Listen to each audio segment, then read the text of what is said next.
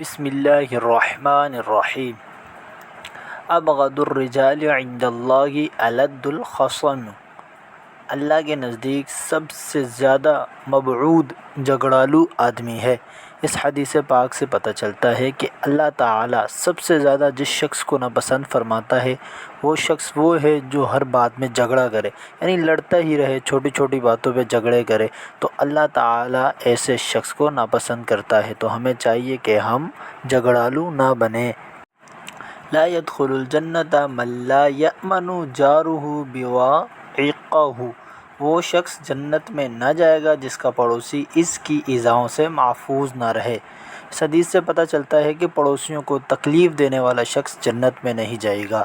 ہمیں چاہیے کہ ہم اپنے پڑوسیوں کا خیال کریں اور انہیں ہر طرح کی تکلیف سے محفوظ رکھیں تاکہ ہم جنت میں جائیں۔ ویڈیو اچھی لگی لائک کریں، شیئر کریں، ہمارا چینل ضرور سبسکرائب